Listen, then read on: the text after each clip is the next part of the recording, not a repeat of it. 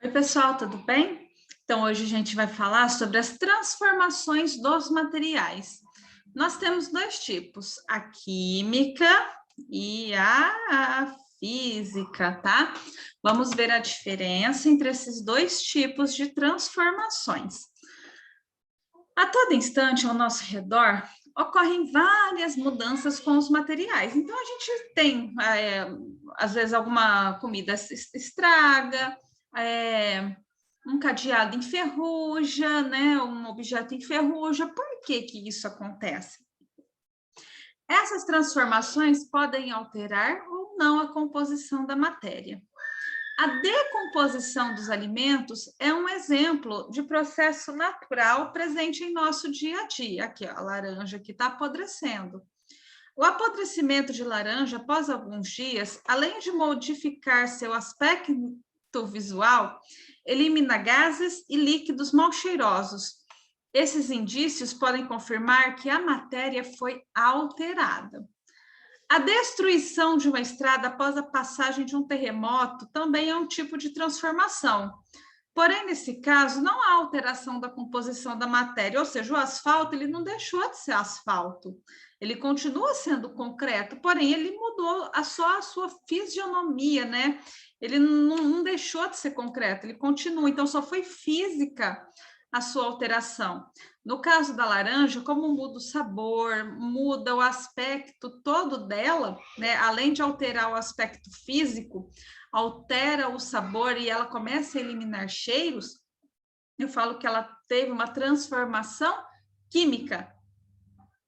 Quando é verificada a alteração na composição da matéria, como a formação de outras substâncias, temos uma transformação química, também conhecida como reação química.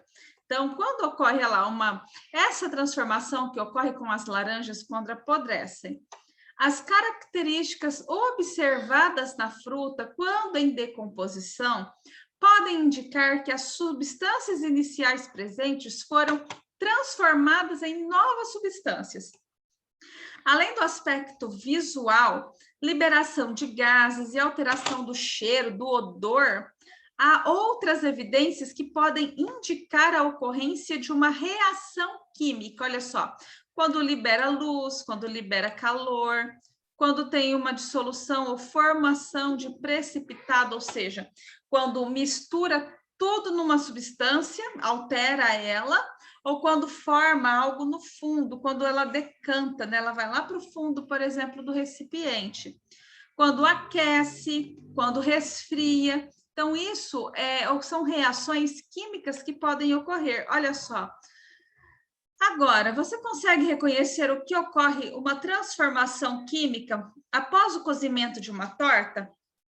A aparência de uma torta antes e depois do cozimento em um forno exemplifica uma transformação química em que há mudança de cor e aspecto. O bolo é uma reação química, porque eu peguei, misturei todos os ingredientes, pus ele numa ação de calor, que é o forno, e ele alterou a sua composição, ele alterou a sua textura, né? Então, houve uma reação química com o bolo. Na grande maioria das vezes, quando ocorre uma transformação química, costuma ocorrer uma transformação física, tá? Muda a aparência do seu produto. A ausência de sinais nem sempre significa que houve uma reação química.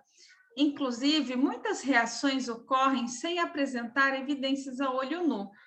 Algumas vezes, a investigação de uma reação química depende de análises laboratoriais. Tá? Então, em alguns casos, pode ocorrer da gente não conseguir enxergar nada, nem sentir cheiro, nem alteração de cor, nem nada. Aí precisa fazer uma análise laboratorial. Outro exemplo de uma transformação química bem presente no nosso dia a dia e fácil de ser observada é a oxidação do ferro. Olha só, que enferrujou, tá? Quando objetos de ferro, como cadeados, ficam expostos ao ar úmido, o oxigênio e a água presentes no ar reagem com esse metal, formando a ferrugem. Então, o que é a ferrugem? É quando o ar entra em contato com água e o ferro, aqui no caso, tá? Transformação física, certo? O que vai ser a transformação física? Quando a composição da matéria não é alterada, ou seja, não há formação de novas substâncias. Quebrei o vidro, deixou de ser vidro? Não, não deixou de ser vidro, eu apenas quebrei ele de inteiro, virou caquinhos, né? Essa transformação que ocorreu no caso da destruição do asfalto, lá do terremoto que a gente viu, nessa situação, a única mudança observada foi na sua aparência, mas a sua constituição permanece a mesma. O mesmo tipo de transformação é observado quando um objeto se quebra. Eu quebrei um copo, eu quebrei um prato de porcelana, aquilo não deixou de ser porcelana, ele apenas mudou o seu aspecto, de prato para caquinhos, de vaso para caquinhos, de vidro inteiro para caquinhos, tá? Ele só mudou o seu aspecto, mas ele continua sendo vidro, ele continua sendo porcelana, tá? E ao apontar um lápis, a mudança da sua composição, o grafite dentro dele deixa de ser grafite? Não. Quando apontamos o lápis, o apontador fragmenta a madeira e o grafite. Como não são formadas substâncias novas nesse processo, ocorre apenas uma transformação física. O seu lápis vai ficando cada vez menor, ele só mudou o seu aspecto nesse ponto. Facinho, né, turminha? Agora a gente tem umas atividades aqui para responder, certo? Vou dar uma explicadinha nelas aqui para vocês. Como vimos, as transformações químicas e físicas acontecem a todo instante, analise cada situação representada. Então, olha só, o vaso quebrado vai ser físico ou químico? O tomate estragado, físico ou químico? A lousa rabiscada, físico ou químico? 2. Analise cada frase e complete-as corretamente quanto à transformação. O choque entre automóveis num acidente de trânsito corresponde a uma transformação o quê? Química ou física? Tá? Então, aqui você vai colocar essas aqui, qual que é as transformações que ocorrem. E na 3, ao realizar um experimento no laboratório da escola, um aluno misturou vinagre com bicarbonato e observou a ocorrência de uma reação. Essa mistura produziu ácido carbônico, que logo depois se transformou em gás carbônico, caracterizada pela formação de bolhas. Com base nessa informação, assinale os itens corretos. Então, você vai... tem mais de um item, tá, pessoal?